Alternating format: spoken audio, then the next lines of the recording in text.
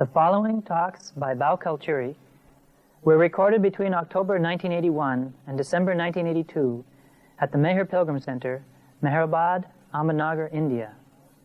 Bhau has been a close disciple of Avatar Meher Baba since he met the beloved in 1952. Meher Lehar is sincerely grateful to Bhau for giving us his kind permission to record and distribute these talks. Bhau, what were the events that led to your becoming a disciple of Meher Baba? I was in the university in Nagpur in the year 1952, and I was a student very much inclined towards my study. I was doing my MA final in public administration, and I was doing LLB. And at the same time, I have taken up research work for my MSc, chemistry. And at that time, it so happened that I would go to law college in the morning. Then from 11 to 3, I would attend chemistry class. And from 3 to 6, MA class. And I never thought of what I would do after my studies. So one day, a thought came in my mind that I am just after the degrees, but I never thought what I would do afterwards. And this thought, of course, brought change in my life. There was the tomb of Tajuddin Baba in Nagpur, but I never visited that tomb. And I had no inclination also. So my brother-in-law, who was about 26 miles from Nagpur, he was the follower of Tajuddin Baba, and every week he would come and go there and pay his respect at the tomb of Tajuddin Baba. But because he knew that I was not interested, he never asked me to go along with him. But one day after this thought, he came to me and he says that, I'm going there, will you come with me? And I said, no, I'm not interested, you go. He said, no, today I am alone, and if you come with me, I'll be very happy. And he insisted. So I went along with him. Of course, he took flowers and sweets and different things to offer there. I was not interested, so I just went along with him. Now when we went to the tomb of Tajuddin Baba, big crowd was there. And people, of course, they would go there, offer flowers, sweets, and they would bow down.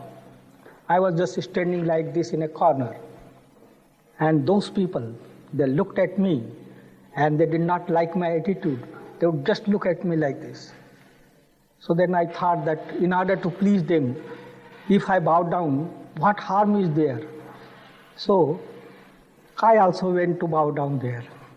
And when I bowed down, of course, I was not interested at all, but just a voice came from my heart that if you are real, show me the way. And I came back. But then I felt restless, what I should do. And then I thought that it is better that I must find some guidance. And I approached different people. And they suggested me that I should write a letter to some Swami in Rishikesh, northern India, near Himalaya. So I wrote a letter saying that I want to see, I seek some guidance.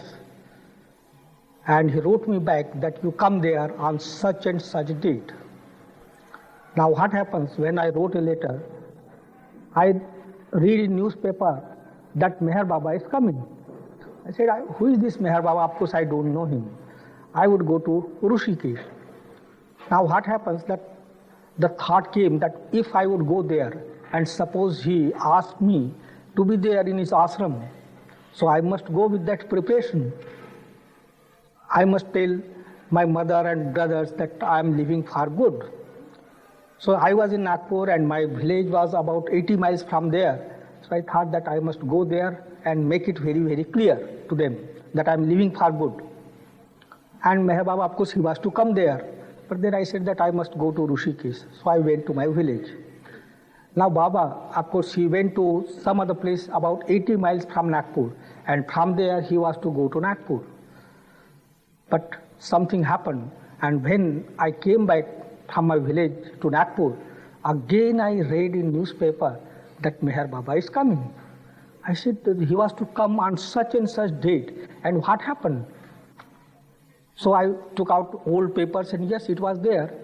But I thought that when he is coming, all right, I must go and have his darshan. So previously he was to come to Nagpur from Amravati. But what happened that he came back to Meherabad from Amravati, and again he went there. And he went to the place where my brother-in-law was living, Savner. And from Savner he had to come to Nagpur. So I went to that place, and people, of course, they knew me there. So I got down from the station, got down at the station, and I was going. And I saw a very big crowd, about 30,000 people were there. So I asked someone, what is there? Say, Meher Baba has come here and he is giving darshan. So I just went direct to that place. Now what happened? Big crowd was there, and they had arranged in such a way that people should sit in a queue and just crawl. So when I went there, I don't know what happened. I just sat down there on the ground, and I was just looking at Baba from a distance, his face, his smiling face, and I was just observing. I was attracted towards him, and I was also crawling. And of course, those people from Savner, they knew, most of them knew me very well. So one of them came to me running. Sir, what are you doing? You are sitting on the ground. Your brother-in-law, of course, he is the member of the reception committee. He would take you afterwards. Why are you sitting here? I said, please don't disturb me. And he was very much amazed. What happened? Because I was not inclined towards such things. And all of a sudden, when I said to him that don't disturb me, so he could not understand, he left me. And I was crawling. And of course, when they would approach Baba, they would stand up, and Baba would give prasad. To someone he would give pat, at someone he would smile. And I was observing from a distance. When my turn came, what happened? I stood up. He did not look at me, and he gave me banana like this. He was looking at this side. And I took the banana and I pushed away. But I don't know what happened, that without peeling the skin, I just ate the whole banana. And then what happened? I was just asking how to talk to him, how to say. I just felt that I must join him, I must not go to Rishikesh. Now, I was pushed away, and I did not know who were with Baba. So I would ask people who were standing there, are you with Baba? Yes, yes, what do you want? I said, I just want to say something to Baba. Not possible. Interview is not possible. You have Baba's darshan, now you go away. I tried, and everybody, of course, told me that no, it was not possible. Then there was one man who had come from Andhra, South India. For this program, Baba had called him. So he came along with his son. And I told him, I asked him, are you with Baba? He says, I have come from Andhra, Baba called me. And of course, I can't do anything here. But Baba is going to Andhra. And if you come there, I would arrange your interview with Baba. So I felt happy, So, but then again I tried, but nobody helped me. In the evening after the program, Baba left. And I went to my brother-in-law. I was rather very restless. And I could not sleep whole night. Early in the morning, I got up and I thought that I must go to that place where Baba was putting up. So when I was coming, my sister got up. She said, where are you going? I said, I'm just going for a walk. She said, I also want to go for a walk. So she came along with me, and I had to take her for a walk. And then we returned. And I had a cup of tea, and I went there. So Baba was putting up in Circuit House, one bungalow was there. And on the gate, one man was standing there. And he said, what do you want? I said, I just want to see Meher Baba. He said, no, nobody is allowed to go there. Baba has posted me at this gate, and I would not allow you. I said, I want just 2 minutes, give me. He said, no, not possible. It is Baba's order. All right. Then I went to the other places, where the people who had come from outside, they were staying. So I went there, and the same man, he was about to leave for Andhra. So I got him at bus station. He said, today I am going, but you come to Andhra and definitely I will arrange your interview with Baba. And then he says that there is a problem, My son, of course, he wants Baba's garland. And Baba has asked me not to go there. What should I do? I said, you give me a note and I would go there. So he gave me a note and I went there. And the same man was standing there. He said, what do you want? I said, I brought this note, He said, no, you can't go. Give it to me. And he took away. And he was going and he was just looking behind whether I was following him. But I was just standing there. He went there, gave that note and brought the garland. Now he handed over that garland to me. And I brought the garland. The petals of rose flowers, they would fall down. And I don't know what happened to me, that I would pick up those petals and eat. Then, of course, I went there and handed over that garland, and he says that you come on such and such date, and I would arrange your interview. And at least I was very happy. The next day, again there was darshan program on the same spot, and big crowd was there, and same thing happened. Baba would just smile at someone. He would give pat to someone.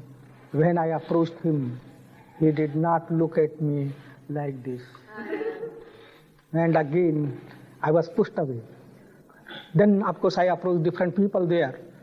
And there was one, his name was Sawa Kotwal. Of course, he was also keeping night watch near Baba. So when I approached him and I asked him, are you with Baba? He says, yes, what do you want?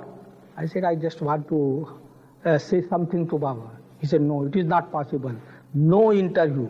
If you want interview, then you write a letter to Mr. Adik Irani, Kings Road, Ahmednagar.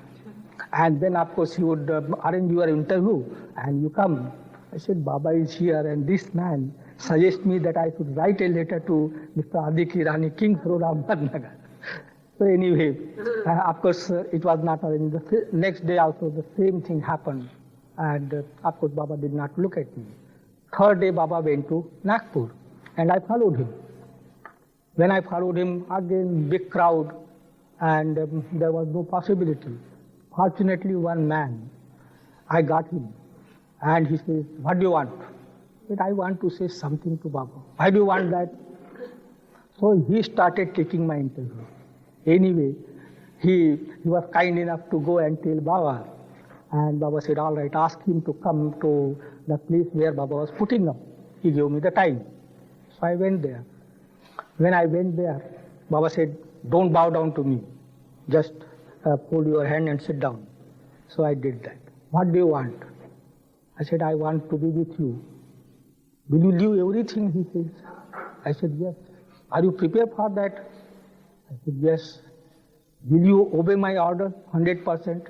Actually, I did not know about the orders, but I said yes. There was one man from Nagpur. He says that, Baba, he must know what is obedience. And Baba says he knows better than what you do. So he kept quiet. Now Baba says that, all right, let me test. Suppose, he says, I ask you to become naked and go for begging in this locality. Will you be able to do it? I said, yes. So Baba said, start. So I just got up and started taking my clothes. He said, sit down. And then Baba says that, will you obey me 100%? I said, yes, Baba. He says, what are you doing? I said, I am in MA Final Public Administration. So then he says, will you obey me 100%? And I said, yes. How many months are there for your examination? I said, 2 months. Will you obey me 100%? I said, yes. So appear for the examination. And then come to me. Appear for the examination and then come to me. So then, of course, I appeared for the examination. And as soon as my examination was over, I joined him. At that time, he was in Dehradun. But what happened that when Baba went to Andhra, I sought his permission. And I went to Andhra and then came back prepared and then appeared for the examination and joined him. When I joined him, once Baba took me to Rishikesh. because I was to go to Rishikesh. Now, he was just taking me here and there, and he would say, "This is your Rishikesh," all dirty, I just felt nauseating. He said, "This is your Rishikesh. Just see, you wanted to come here. This is your Rishikesh." And he took round, and "Do you want to be here?" I said, "No, Baba, I don't want to be here." Then came back. Now, what happened that when I went there, a mast came all of a sudden. Baba had contacted that mast about 40 miles away from Dehradun. And I don't know how. He was completely naked. How he came back to Dehradun, nobody knows. But there was one man, his name was Elcha. So he comes to Baba and he tells that, "Baba, that mast you contacted on the road, he has come here." So Baba says, "Take the car and bring him soon." So he was brought there. Now that mast, completely naked and dirty. And it was a shock to me. For the first time I saw a naked man there. And Baba says, "Look here, he is very, very advanced. Very advanced soul, I tell you." I looked at him. He would look like mad, completely naked. So yes, and Baba asked me to look after him. And how to look after him, must for the first time in my life, that name I heard.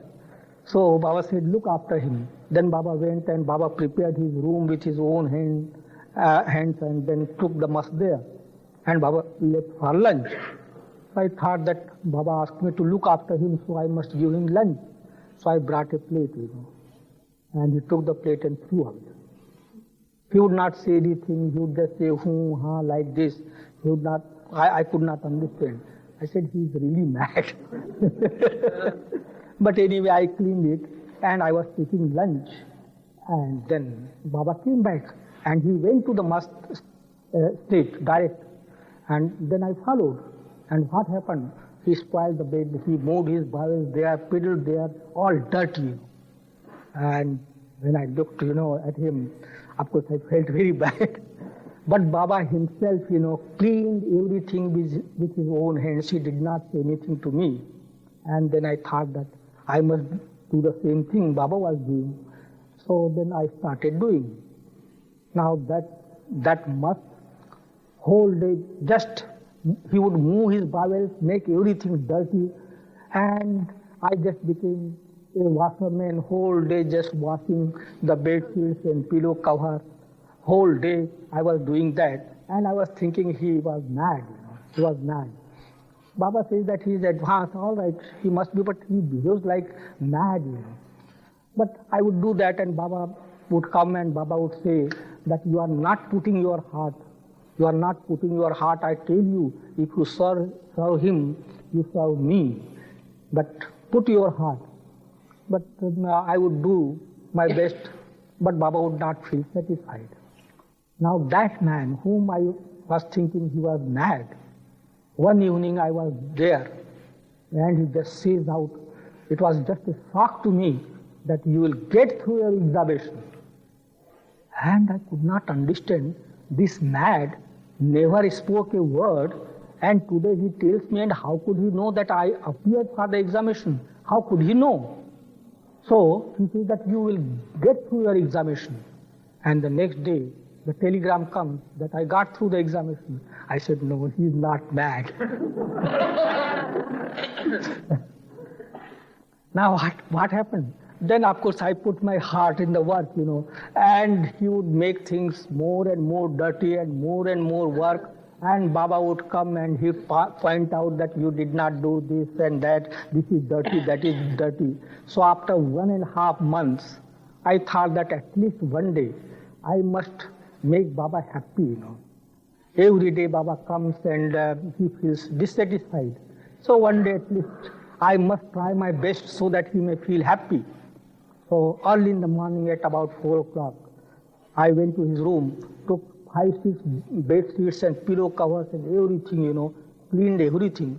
His room was very small. His bed was near the wall, and very small room.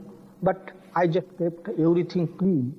By 6, the room was very, very clean. I took also pots so that If he pedals, I would just offer that, and he should not spoil the bed. And I was just standing near the door thinking that if Baba comes, now, everything is clean and today he must feel happy. I was waiting there and I saw that Baba was coming. When Baba was coming, I was very, very happy. Now everything is clean today. He must feel happy. And Baba comes, and he goes there. And he says, do you want to kill my mast? And it was a great shock. What happened? The door was so like this. The wall was there, the bed was there. That wall fell down. And I did not hear any noise, nothing. The good that wall fell down that side, not this side, otherwise he would have been killed. She said, do you want to kill my mast? And the wall fell down. I did not hear any noise. I was so close, standing there, and could not understand. I was expecting that Baba would feel happy today. But quite contrary thing happened. And then I realized, here this intellect, it does not work. Whatever he says, if he says that he is advanced, yes, he is advanced. If he says he is mad, just accept that he is mad. This intellect, of course, has no room. Whatever he says, just accept, because here I was so close, near the door, standing, watching, waiting for Baba, and the wall falls down, and I don't know. I did not know, no noise, nothing, and how did it happen, I could not understand. The wall was quite intact, strong wall. But how did it happen, I don't know. And no noise, nothing. And I was amazed. And I said that, whatever Baba says, it is better just to accept. Don't use the intellect, of course, for his cause. If there is something, of course, proper, you must. Otherwise, there is no room for the intellect. And it was a big shock to me. Because how was it possible that wall, when it fell down, no noise, nothing? On the contrary, I was expecting that today he would feel very, very happy. Very, very happy, and this happened. Then Baba said that, what is this? I could not say anything. I did not say anything. I just kept quiet. Bhau, could you say something about Baba's silence? There are persons, they just say that Baba said that he would break his silence, and he did not break his silence, No, he's not Baba, he's not the avatar, he did not break his silence. But what was his silence? Who knows? Who has any idea about his silence? His silence was quite different. His silence, in the beginning, what happened when the wind came? He broke his silence. And when he broke his silence, and he gave that word. So when he has given that word is to be heard. Where is the question of breaking the silence? So that word he has given, and for the world, for each individual, it is necessary to hear that word and become that word. So that is his silence. He has already broke that silence in the beginning. Now, when he broke the silence, then what was his silence which he was observing? Now that word, everybody has that word, and because that word is there in everyone, that's why the progress is there. That word is that word where, of course, it has no sound. It is a soundless, it has soundless sound. But when we don't hear that soundless sound, we hear only the sound. And not only sound, but the noise. Now there is difference between noise and sound. Sound is created by natural impressions, and noise is created by unnatural impressions. So sound is necessary. Natural impressions, they are necessary for the progress in evolution and involution. Though they are also binding, but they are necessary. Unnatural impressions, they are not necessary. Noise is not necessary at all. But we collect unnatural impressions. So when these unnatural impressions, they are collected, innumerable unnatural impressions, so then what happens? We don't hear that sound. The obstruction is there. So when obstruction is there, the noise is created. So in order to wipe out that noise, he observed silence apparently. This silence was for his work, so that the word may make progress, and there is progress in consciousness. So for that purpose, of course, he observed silence to wipe out the noise. Now, when his silence will be considered broken, when this noise is wiped out, individually, of course, the process is going on, but a time will come when the noise from the world is wiped out, and when that stage comes, then it will be considered as if he has broken his silence. So that silence, this silence is quite different. It was only for his universal work. He observed that silence. But silence, it is the nature, the original nature of God, and we have to become silent. And that silence, of course, there is nothing, no impression, nothing whether natural or unnatural. When we are free from all these impressions, of course, we attain that silence. But this silence, when we attain, of course, we are conscious about it. In the original nature of God, the silence is there, but the consciousness is not there. So here, when we attain that silence, hear that word, they become conscious of our Godhood. Now that word, everybody says, God broke that silence and given that word. And everybody thinks God is indivisible. So when God is indivisible, whether that word is not in each one, whether it can be just divided, that word, that is oneness. So that thing is in everyone, that word is in everyone, and because that word, because we have to hear that word, it is destined, and because of that, this creation is there. So that word is in everyone, and we are just going to hear that word and become that word. So that word is in everyone. Everyone has that word, and because of that word, the progress is there in creation. Otherwise, how can you make progress? Here, is there anyone who just go on saying, who am I, who am I? Baba said that when that urge came, that whim came, who am I? So, of course, the creation took place because of that whim. So, do you say that who am I? It is there in everyone. Everyone, and because it is there, that's why the progress is there. Everyone is searching his own self, consciously or unconsciously. But nobody says, who am I, who am I, who am I? But because that word, who am I, it is working in everyone, of course the progress is there. If it does not work, then of course, how there can be any progress? Because of that, the progress in evolution and involution, it just goes on, and one day you find the answer of that question. So, everyone has that urge, that whim, everything is there, and the progress is there. But when this progress is checked, because of unnatural impressions, he has to come back and just wipe out all those obstructions, and then again the world progresses naturally. Otherwise, the progress is just checked. Of course, I have in the book, in the verse, I have written Baba's life. So I have given a very good simile about different level of consciousness, just like human being.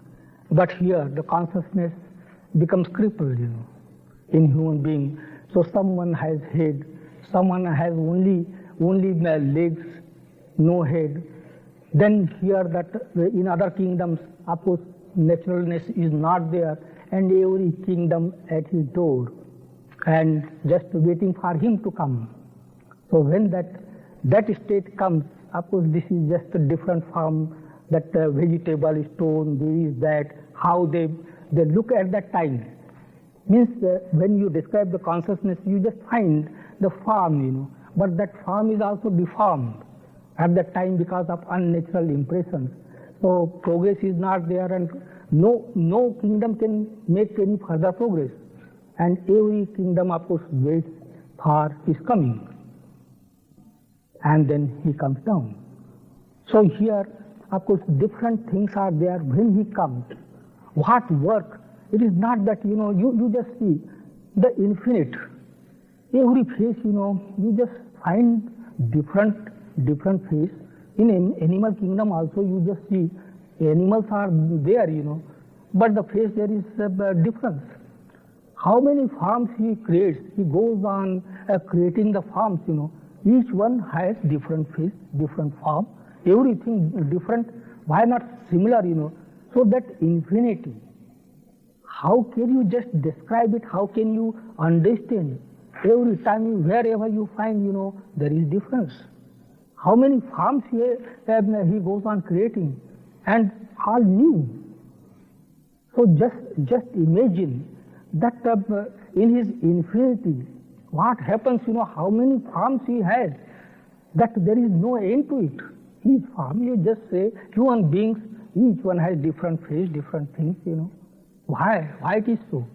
Because he is so infinite, and there can be no end to the infinity. If there is any end, that is not infinity. He goes on creating and creating things. Now, that hymn, of course, we say that it came to infinite God. So when it came to infinite God, it must be repeated infinite number of times. So he goes on repeating that infinite number of times. So when he repeats that, who am I? Of course, one form, who am I? Another form, who am I? Infinite number of times. So whether there can be any end to creation, it should be repeated infinite number of times, and that's why this creation, it just goes on and on, though limited, but no end. It just goes on and on and on. Of course, there is some stop. When Mahapralaya is there, for time being, of course, it is suspended, but again it starts, because there is no end to it. Infinite God, the hymn, and that hymn should be repeated infinite number of times. And that's why one cannot just think of the end of the world or universe, creation. It just goes on and on and on. And that infinite God, we just accept him. God is infinite. And then when God is infinite, we just say that, oh, Baba said, that he would break his silence. And of course, he did not break his silence and drop his body. So how he is infinite, Here we say that he is infinite. And again we think that he said this, but he did not fulfill his promise. But we never think that we are limited. Our capacity, our understanding is limited. How can we understand him who is unlimited? That thought does not come in our mind. Yes, Baba said this, but he did not fulfill his promise. And still we say that he is infinite. How is it? We must think that because we are limited, we can't understand because of limitedness. So, of course, we must try to follow him. One day, of course, we will be able to understand it. Why did he not do that? And we come to that conclusion, of course, when he is infinite, of course, whatever he says, it is right. Now here, he wants me to read out one ghazal. तेरा हाथ जब से पकड़ा मेरा हाल क्या हुआ है तेरी खामोशी से मुझको पैगाम मिल रहा है. What has happened to me that since I caught hold of your hand, oh beloved, I am receiving messages from your ocean of silence. Here, when I caught hold of your hand, of course I receive messages from your silence, from the ocean of your silence. How can I explain the effect of love on me to anyone? My tongue has become silent, and you, beloved, are speaking in me. When I became silent, you started speaking. You are silent eternally, and you speak eternally. But only he who knows you knows the secret. You are wine, O Meher, and you are the Saki, but no one knows what you are doing behind the curtain. The wine is flowing continuously from your grounds, but how do we drink it as our tongue does not stop speaking. You go on speaking, how can you drink the wine?